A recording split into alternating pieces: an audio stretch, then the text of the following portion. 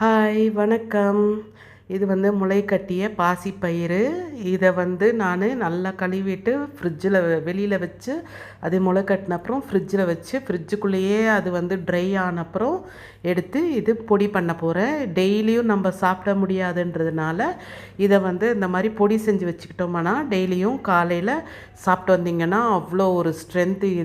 இது வெயிட் லாஸ்க்கு ரொம்ப ரொம்ப யூஸ்ஃபுல்லாக இருக்கும். இதை நீங்கள் ரைஸில் போட்டு சூடு சாதத்தில் அவ்வளோ நெய் போட்டு கலந்து சாப்பிட்டிங்கன்னா அருமையாக இருக்கும். ஒன்றும் கிடையாது. இதை நல்லா வதக்கிட்டு இது வந்து 4 பூண்டு போட்டுக்கோங்க. ரொம்ப நல்லா இருக்கும் கொஞ்சம் டேஸ்ட்டுக்கு.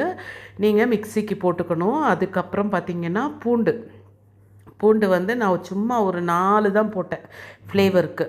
அதை நல்லா வதக்கிக்கோங்க. அதுக்கப்புறம் வந்து நீங்கள் பொடிக்கு என்னென்னலாம் போடுவீங்களோ அதையெல்லாம் போட்டுக்கோங்க. கடலப்பருப்பு, உளுத்தம்பருப்பு, காஞ்ச மிளகா, இதுதான். இதை போட்டு நல்லா வதக்கிக்கணும். நம்ம இட்லி பொடி அப்புறம் ரைஸ் பொடியெல்லாம் செய்வோம்ல, அது மாதிரி இது போட்டு நல்லா வதக்கிக்கோங்க. வதக்கிட்டு அதே மாதிரி போட்டு மிக்ஸி போட்டு கிரைண்ட் பண்ணி எடுத்திங்கன்னா அருமையான பொடி ரெடி ஆகிடும். இது உடம்புக்கு ரொம்ப ரொம்ப நல்லது. தேங்க்யூ. பாய்.